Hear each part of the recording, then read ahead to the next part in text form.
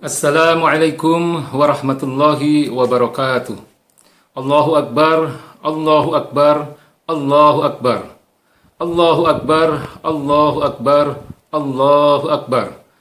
Allahu Akbar, Allahu Akbar, Allahu Akbar. Allahu Akbar kabira walhamdulillahi katsira wa subhanallahi bukratan wa asila.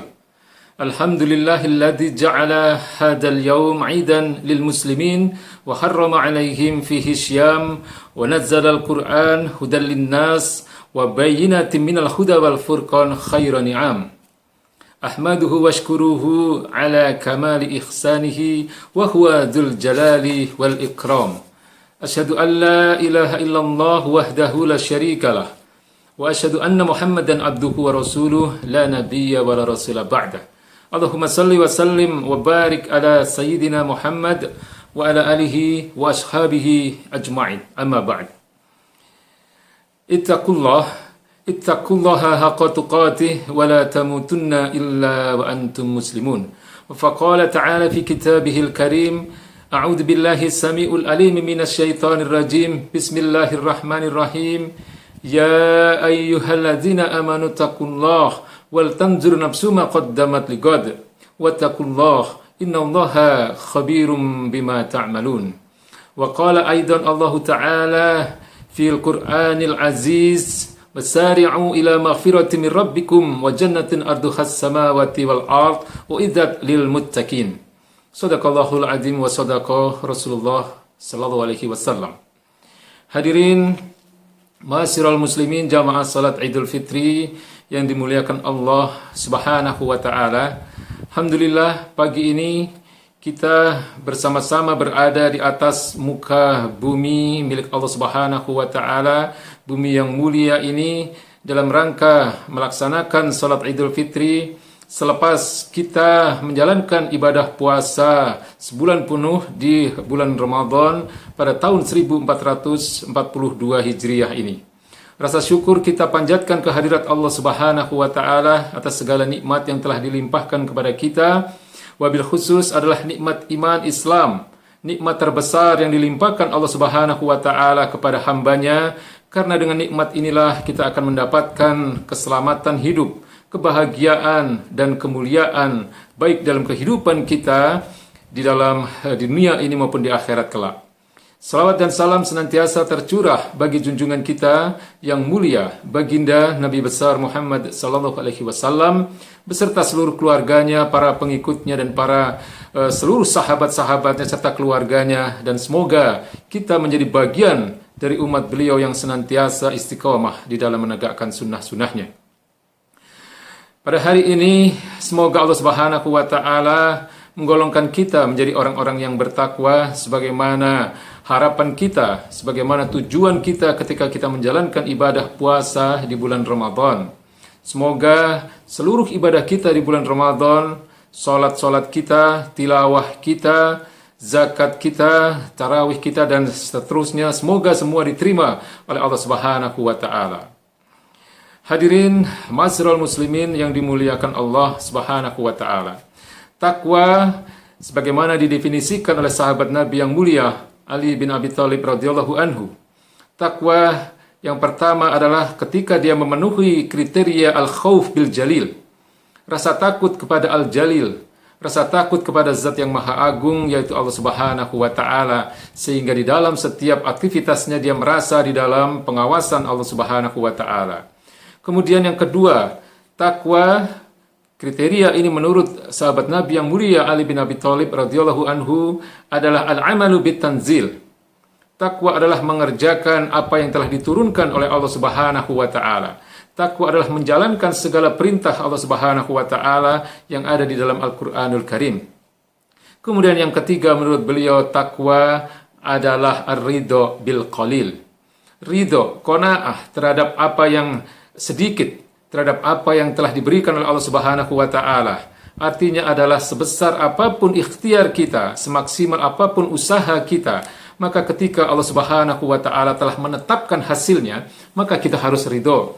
Kita harus ridho terhadap apapun yang menjadi ketetapan Allah Subhanahu wa taala. Takwa Menurut Ali bin Abi Thalib radhiyallahu anhu, kriteria yang keempat adalah isti'dadu liyaumir rahil. Mempersiapkan diri untuk menjemput datangnya hari penggiringan, hari yang disebut dengan yaumil hisab, hari perhitungan, yaumiddin, hari pembalasan, dan yaumil qiyamah, hari kebangkitan, hari dibangkitkannya manusia setelah kematiannya. Maka kemudian para ulama mendefinisikan bahwa takwa adalah imtitsalu awamirillahi wa jtinabu nawahihi. Takwa adalah menjalankan segala perintah Allah dan menjauhi segala larangannya. Allahu Akbar, Allahu Akbar, Allahu Akbar, walillahil hamd. Maka orang-orang yang bertakwa adalah orang-orang yang mempunyai kesempurnaan iman.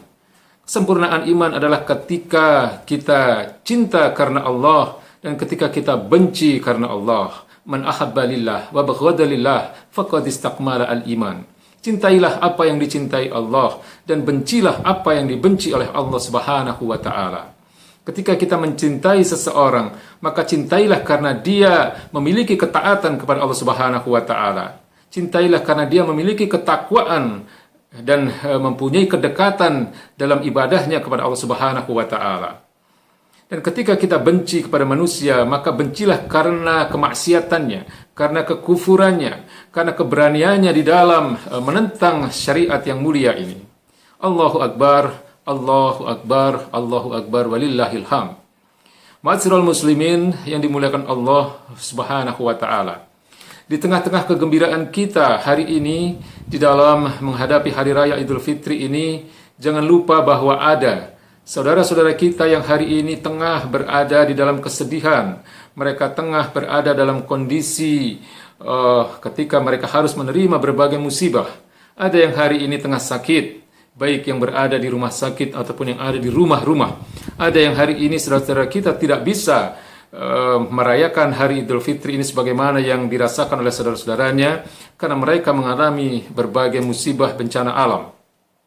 Demikian pula saudara-saudara kita yang berada di berbagai belahan bumi ini yang hari ini tengah mengalami berbagai penjajahan oleh negeri-negeri kafir.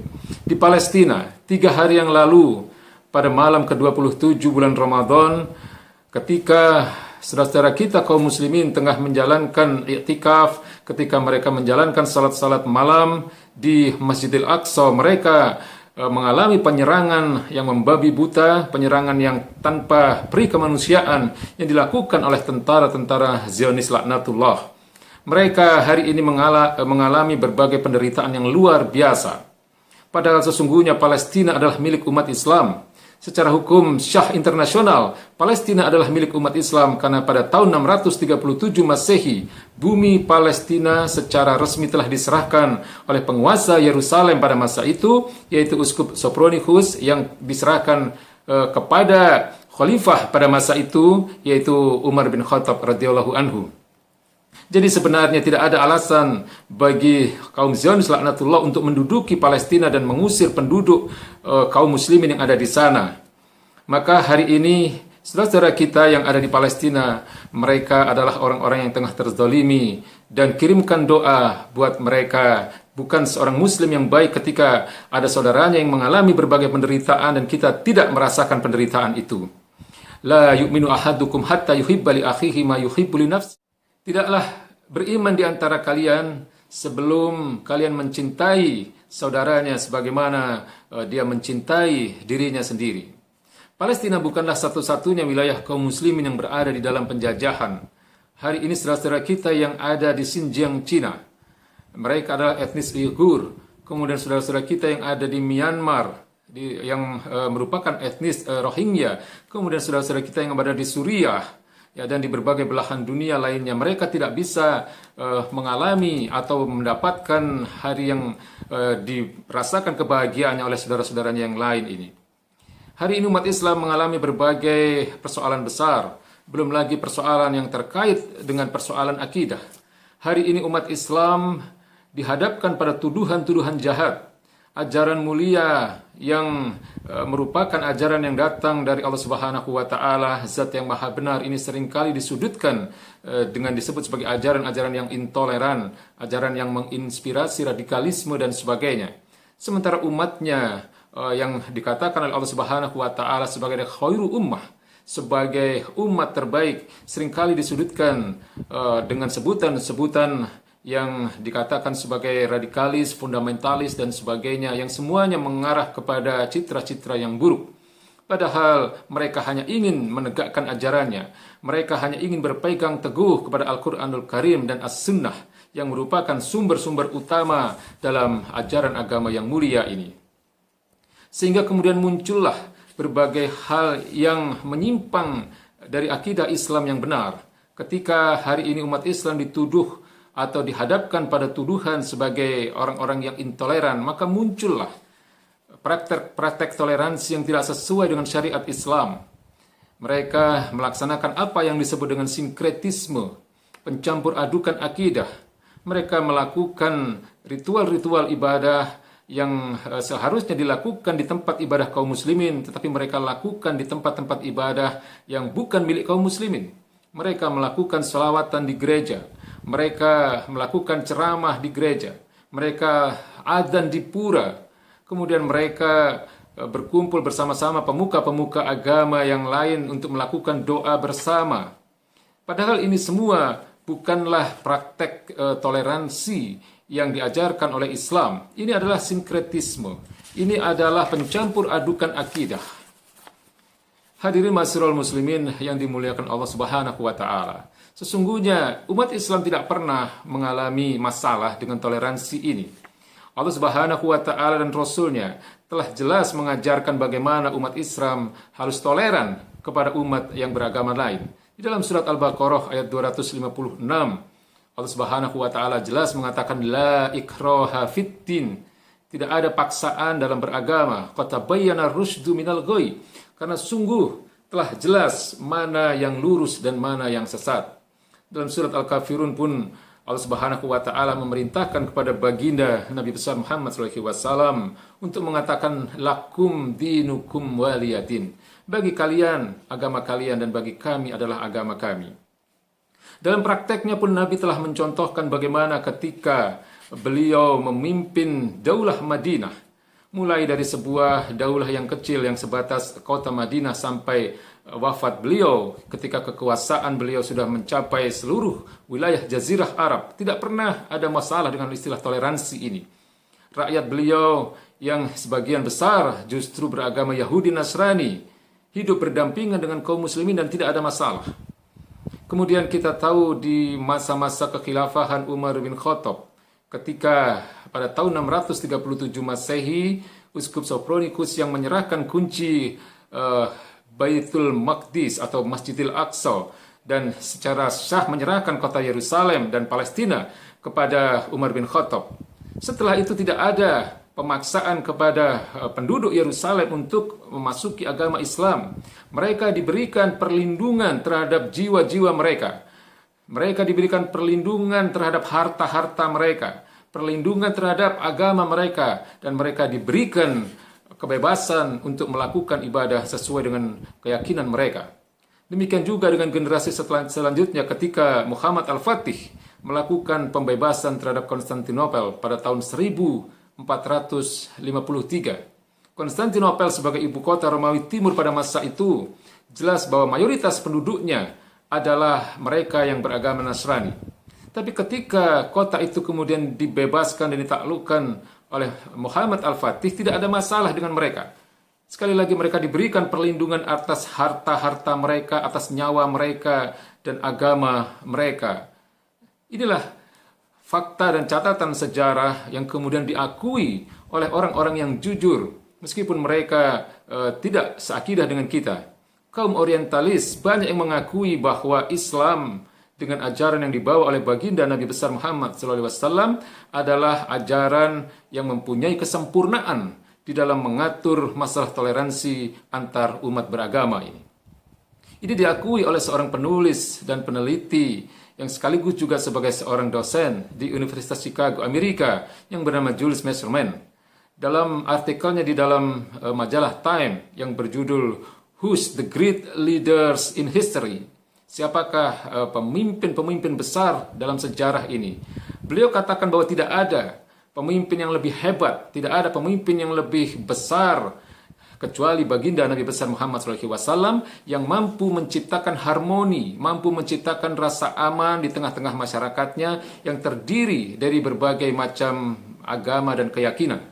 Demikian juga hal ini diakui oleh seorang penulis yang bernama Will Durant dalam sebuah bukunya The Story of Civilization. Dia memuji bagaimana kekhilafahan Bani Umayyah memelihara keragaman di antara rakyatnya. Kemudian T.W. Arnold dalam sebuah bukunya yang berjudul The Preaching of Islam, A History of Propagation of the Muslim Faith. Dia memuji bagaimana kekhilafahan Utsmani, terutama pada masa-masa setelah penaklukan Konstantinopel, memberikan kenyamanan dan keamanan pada kehidupan antar umat beragama pada masa itu. Allahu Akbar, Allahu Akbar, Allahu Akbar. Hadirin ma'asyiral muslimin yang dimuliakan Allah Subhanahu wa taala. Agama ini dibangun di atas 3 landasan. Yang pertama adalah landasan keimanan kepada Allah Subhanahu wa taala, dan landasan kedua adalah landasan keimanan kepada kenabian baginda Nabi besar Muhammad sallallahu alaihi wasallam.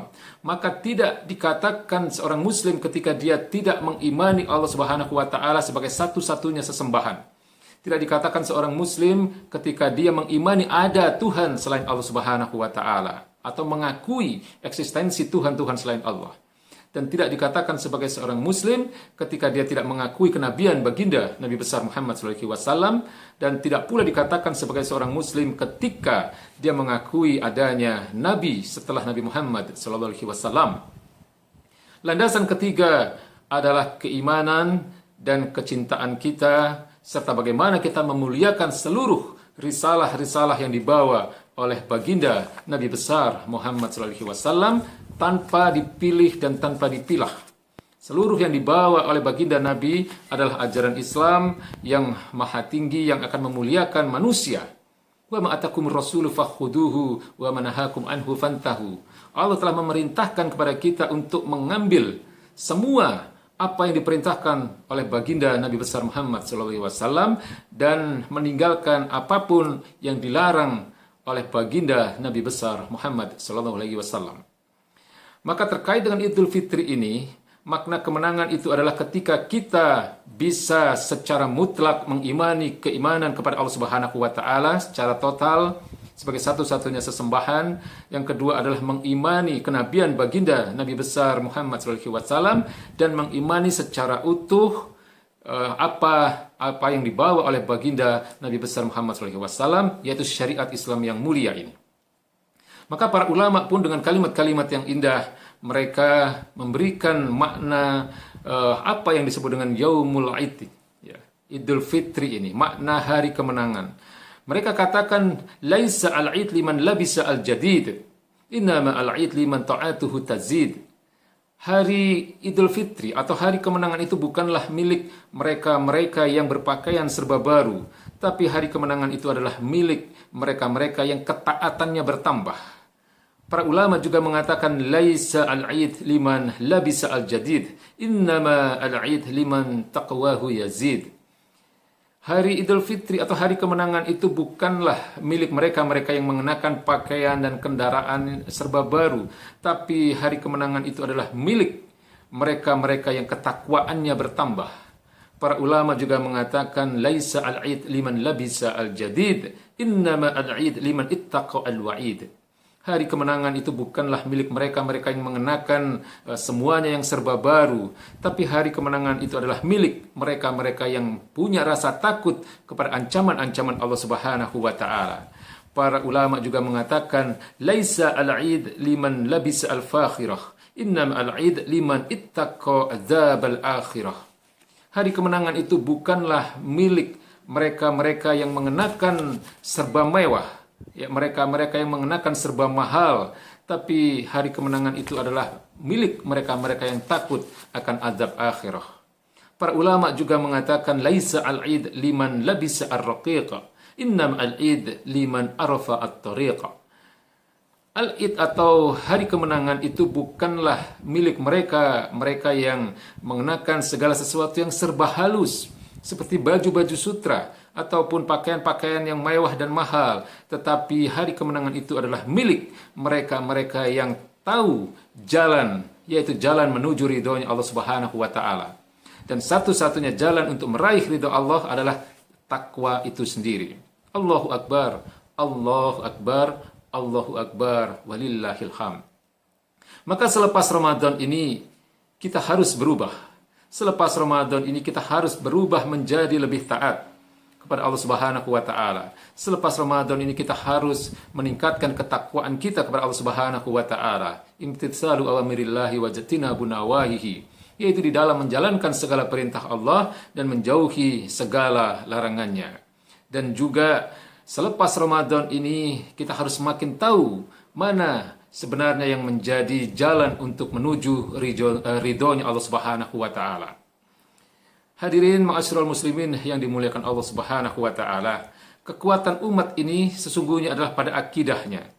Yang kedua adalah kepada syariatnya yang mulia ini. Dan yang ketiga, kekuatan umat ini adalah pada ukhuwahnya, kepada persatuannya. Maka memperkuat akidah, kemudian ketaatan yang total kepada syariat Islam dalam seluruh aspek kehidupan, dan senantiasa berupaya untuk meningkatkan ukhuwah, meningkatkan persatuan di tengah-tengah kaum muslimin. Itulah yang hari ke hari harus senantiasa kita tingkatkan. Maka sebab itu lupakanlah sekat-sekat kepartaian, lupakanlah sekat-sekat organisasi, lupakanlah sekat-sekat kesukuan, lupakanlah sekat-sekat kebangsaan, lupakanlah sekat-sekat mazhab. Karena mazhab itu sesungguhnya adalah merupakan kekayaan khasanah keilmuan di tengah-tengah kaum muslimin yang seharusnya menjadikan kita umat Islam ini justru semakin lebih dewasa. Jangan lagi berdebat masalah-masalah yang sifatnya furu'iyah. Jangan lagi berdebat untuk masalah-masalah yang memang itu adalah merupakan persoalan-persoalan yang seharusnya kita toleran antar sesama kaum muslimin. Hadirin ma'asyiral muslimin, marilah kita berdoa memohon kepada Allah Subhanahu wa taala untuk keselamatan umat ini, untuk tingginya kalimat-kalimat Allah di atas muka bumi ini, dan untuk kemuliaan kaum muslimin dan seluruh manusia pada umumnya. Astaghfirullahaladzim, astaghfirullahaladzim, astaghfirullahaladzim. A'udzu billahi minasyaitonir rajim. Alhamdulillahi rabbil alamin. Hamdan yuwafi ni'amahu wa yukafi mazidah. Ya Rabbana lakal hamdu kama yanbaghi li jalali wajhika wa 'azimi sultanik. Allahumma shalli ala Muhammad wa ala ali Muhammad. Allahumma Rabbana taqabbal minna salatana wa syiyamana wa ruku'ana wa sujudana wa qu'udana wa tadarru'ana wa takhashu'ana wa ta'abbudana wa tamim taqsirana ya Allah ya Rabbal alamin. Allahumma a'ina ala zikrika wa syukrika wa husni ibadatik. Rabbana zalamna anfusana wa illam taghfir lana wa tarhamna lanakunanna minal khasirin. Rabbana la tu'akhidna in nasina aw akhtana. Rabbana wa la tahmil alaina isran kama hamaltahu 'alal ladzina min qablina. Rabbana wa la tuhammilna ma la taqata lana bih wa'fu 'anna waghfir lana warhamna anta maulana fansurna 'alal qaumil kafirin. Allahumma inna nas'aluka salamatan fid din wa 'afiyatan fil jasad wa ziyadatan fil ilmi wa barakatan fil rizq wa taubatan qabla al maut wa rahmatan 'indal maut wa maghfiratan ba'dal maut. Allahumma hawwin alaina fi sakaratil maut wa najata minan nar wal afwa 'indal hisab. Rabbana la tuzigh qulubana ba'da idh hadaitana wa hab lana min ladunka rahmatan innaka antal wahhab. Rabbana ighfir lana wa liwalidina wa lijami'il muslimina wal muslimat wal mu'minina wal mu'minat al ahya'i minhum wal amwat birrahmatika ya arhamar rahimin innaka ala kulli syai'in qadir. Rabbana hab lana min azwajina wa dhurriyyatina qurrata a'yun waj'alna lil muttaqina imama. Allahumma ya Rabb, Allahumma ansurna wa ikhwanana wal mujahidina fi kulli makan, fi Filastin, fi Suriah, fi Shin, fi Myanmar, fi Indonesia, fi kulli makan ya Rabb, wa fi kulli zaman. Allahumma a'izzal Islam wal muslimin wa adil syirka wal musyrikin wa damir a'da'an ad-din wajma kalimatal muslimin 'alal haqq. Allahumma arhamna waghfir lana ya rabbal alamin. Allahumma inna nas'aluka al-khilafah ar-rashidah ala minhajin nubuwah tu'izzu biha al-islam wa tudillu biha al-kufr wal ahlahu. Allahumma ij'alna al-mu'amilina al-mukhlisina bi iqamatiha. Rabbana atina fid dunya hasanah wa fil akhirati hasanah wa qina azaban nar wa qina azaban nar wa qina azaban nar walhamdulillahi rabbil alamin. Allahumma fir lana dzunubana wa kafir anna sayyi'atina wa tawaffana ma'al abrar waj'alni muqima sholati wa min dzurriyyati rabbana wa taqabbal du'a wa adkhilna jannah ma'al abrar ya aziz ya ghafar ya rabbal alamin. Subhana rabbika rabbil izzati amma yasifun wa salamun alal mursalin walhamdulillahi rabbil alamin. Assalamualaikum warahmatullahi